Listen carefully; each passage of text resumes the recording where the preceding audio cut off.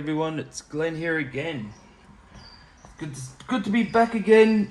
Just still with my 1/8 scale Nitro to electric build. As you can see, I've done a few changes without being on camera. Like I've changed the wing up.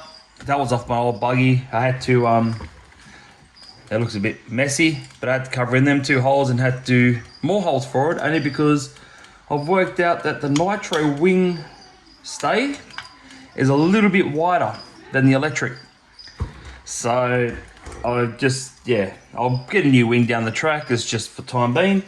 I've also, as you can see here, I've gotten rid of the perspex that was on top of here that I cut the size and shape. And I did that because this here, it seems a bit better. It's a bit more stronger. It actually holds it. I didn't think the perspex would hold it good enough. So yeah, so I just thought I'd put them on there, and it actually works really well. It's just to keep the mounts pretty solid in the center. This is just going to be a very quick video of what I'm doing at the moment. So in saying, I've done that. I've done the wing, the suspension, as you already know from the last time. Now I'm looking at putting the battery here roughly. Now my biggest issue is if the battery comes loose and hits against this spur gear here, it's gonna destroy your car. It will catch on fire. Like you're doing 90 to 100 odd k's an hour roughly, and your battery comes loose or something happens. Anything could happen with the RC world, and your battery hits your spur. It's gonna cut through it pretty quick. So what I've done is that I've made this little part here. So what this was a spur gear. Like it was like a it was sort of, how did it go? It was similar to like that. It was sort of like that. It's for a 1/10 scale, and this part here was flat, and it did have 4 screw holes, like mounting holes here on the sides too. So this here was just for the spur gear on the back of the 1/10 scale, and that cover was just to protect it all as well, like just to fully enclose the spur and pinion gear. So what I've done, as you can see at the bottom here, I've drilled an extra 2 holes, one just there and one just above it, just here. So what that's going to do is, as you can see, I used this little torch thing here, if you can see the flame on it. I use that to slowly bend this plastic so I didn't split it or crack it or anything like that. So now this here will fit straight onto here, like so. So what's going to happen with that is that when I tighten it down, it's not touching at all. It's not binding up on there. I've just got to put the nuts in the bottom of it. But that there will actually stop if the battery did come loose. Sorry about the camera angle. That would just protect it. See how the spur gear goes inside of it? So once that's all screwed down, it will be in there well and truly, and it's not going to move at all. And then I'll be right to put the battery tray roughly there, or I'm thinking it's going to screw on. I'm thinking about screwing it on to that center one here, cutting that down and making the screw go all the way up into this center. So then it will all hold into place like that. I'm hoping. But as you know, in the RC world, nothing's simple. You're always going to have issues, and you know, things don't go to plan. So, but that's the plan. Like I said, this is a very quick video on what I've done, where I'm up to. After this stage, I'm going to start looking into my ESC motor combo, or whatever I'm going to go with that.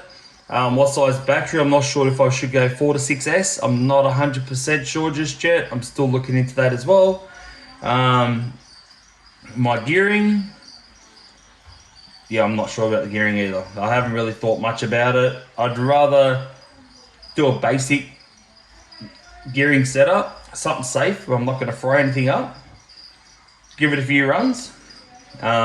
Yeah, and if it runs good, I'll leave it. So, but within saying that, I got new wheels coming. These are the old ones off it. I don't know why a person before me like filled them all up with sand. I don't know why, full of dirt they are, like they're rock hard. So I'm not sure what's in there. They're heaviest, they're real heavy.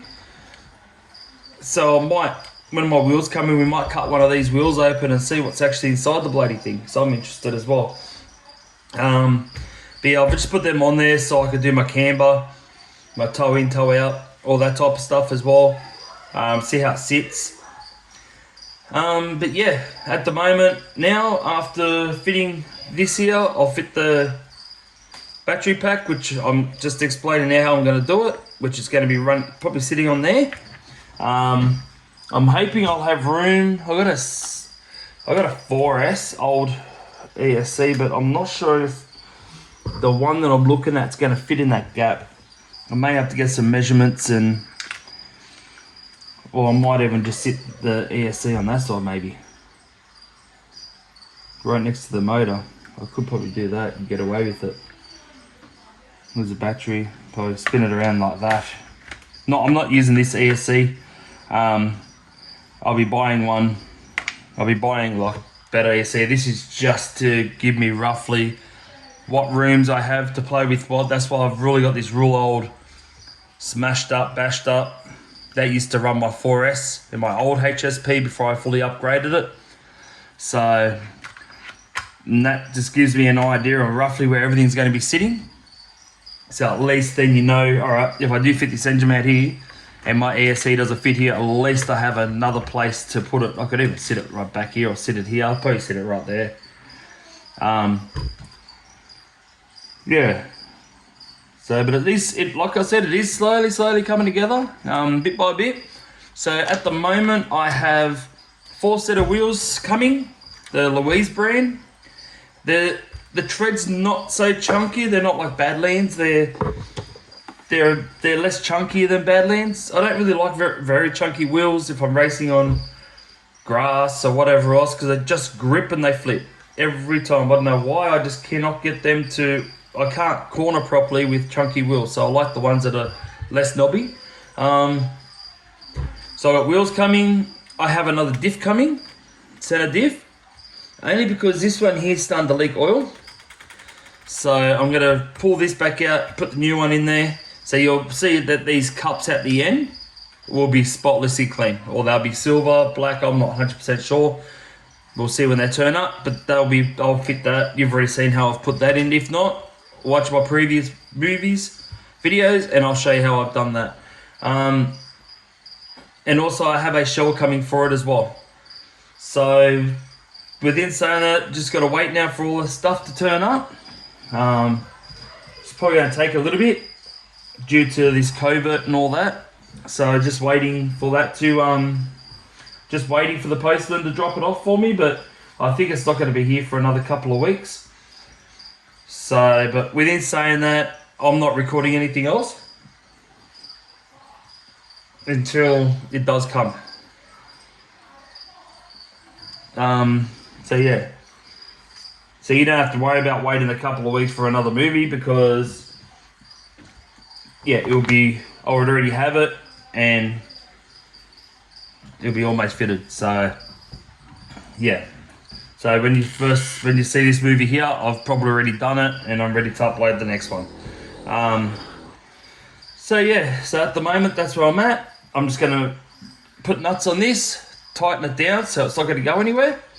And this here won't push on any further because there's a little bit of a lip there that's holding on to this here, so it's not gonna push any further, so it's just gonna stay there like that when I tighten it down. And then I might just see if I can get the battery pack on there as well, nice and neat. And I'll be happy if I can get that on there too. So yeah. Alright. That's all for this episode. Like I said, it's just a short and sweet one. If you like what I'm doing, or if you know any other people that like what I'm doing, please tell them to subscribe. Hit the like button.